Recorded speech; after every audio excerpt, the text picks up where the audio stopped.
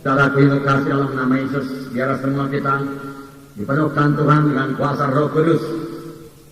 Karena semua kita adalah laskar Kristus. Dan Tuhan telah menentukan kita untuk menang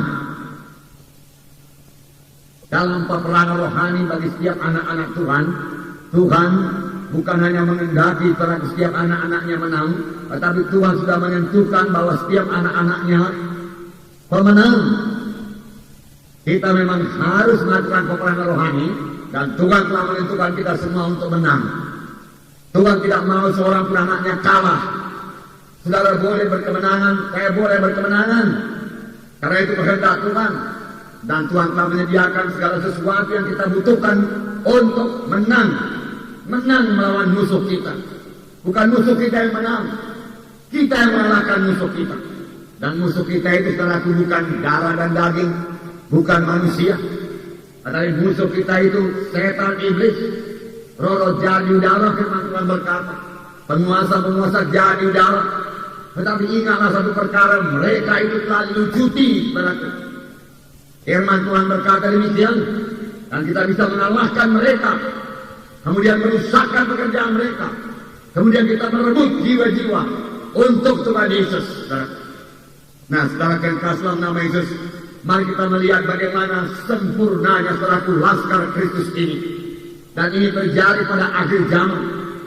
Semua kita tahu bahwasanya kita hidup pada akhir zaman. Waktu-waktu tinggal sedikit.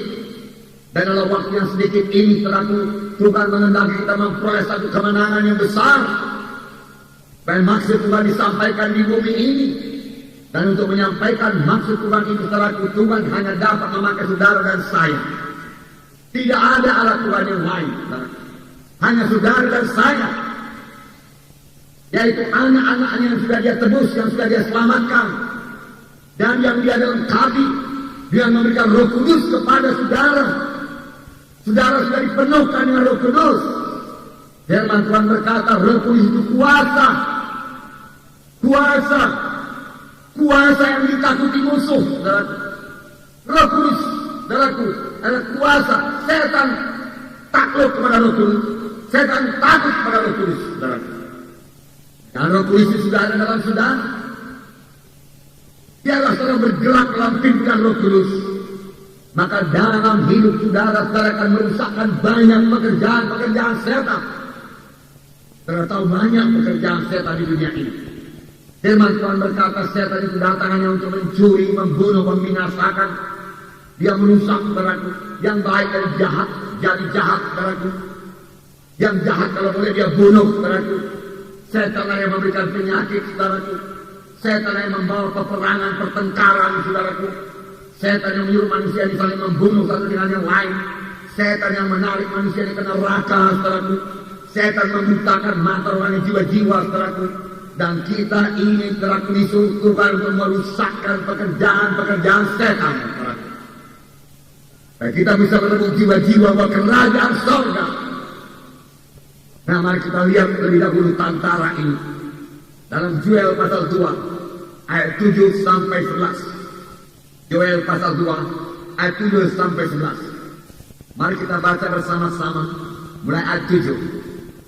Seperti pahlawan mereka berlari, seperti prajurit mereka naik tembok. Mereka masing-masing berjalan terus dengan tidak membelok dari jalannya. Mereka tidak berdesak-desakan. Mereka berjalan terus masing-masing di jalannya. Mereka menerobos pertahanan dengan tombak. Mereka tidak membiarkan barisannya terputus. Mereka menyerbu ke dalam kota. Mereka berlari ke atas tembok. Mereka memanjat ke dalam rumah-rumah. Dan mereka masuk melalui jendela-jendela seperti pencuri. Di depannya bumi gemetar, langit bergoncang, matahari dan bulan menjadi gelap, dan bintang-bintang menghilangkan cahayanya. Dan Tuhan memperdengarkan suaranya di depan tantaranya. Pasukannya sangat banyak, dan pelaksana firman-Nya kuat. Betapa hebat dan sangat dahsyat hari Tuhan. Siapakah yang dapat menahannya? Inilah pahlawan-pahlawan Kristus pada akhir zaman.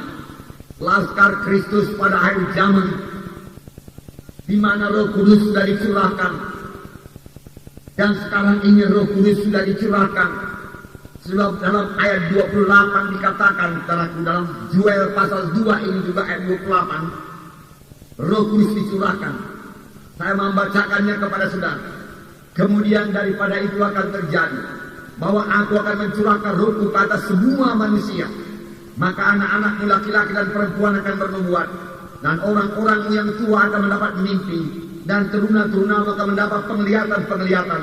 Juga ke atas hamba-hambaku laki-laki dan perempuan akan kucurahkan rohku pada hari-hari itu. Dan roh Tuhan inilah yang akan memimpin segenap anak-anak Tuhan.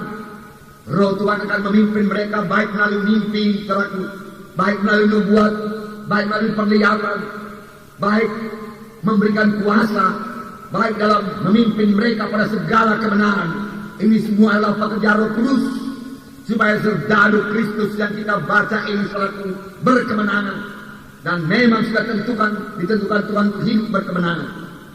Kita membaca selaku dalam Yoel pasal 2 ayat 7 sampai 11 ini tadi, bahwasanya mereka seperti pahlawan yang berlari, seperti prajurit mereka naik tembok.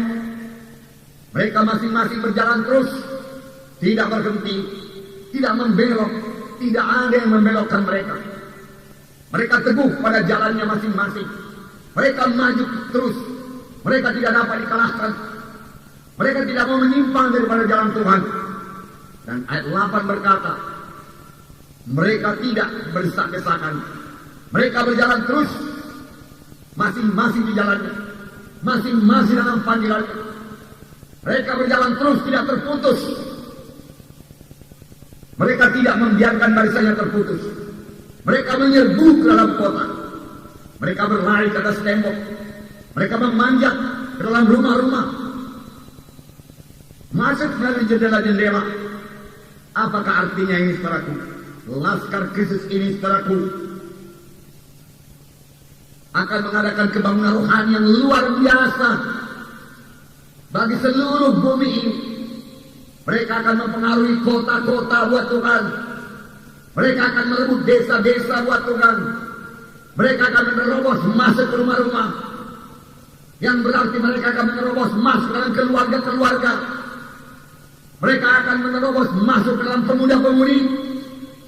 Sehingga pemuda-pemudi diselamatkan. Remaja-remaja diselamatkan. Dan kalau orang tuanya melarang, mereka masuk dari jendela. Setelah ini hanya gambaran secara kiasan saja. Dan kita mengerti bahwasanya Injil Tuhan pada akhir zaman yang dibawa oleh serdadu Kristus, laskar Kristus, tidak bisa dibendung, tidak bisa ditahan oleh apapun juga. Mereka akan menyampaikan maksud Tuhan. Siapakah laskar Kristus ini, saudaraku? Saudaraku tidak lain daripada saudara dan saya. Dan ini terjadi sebagai akibat daripada pencurahan Roh Kudus.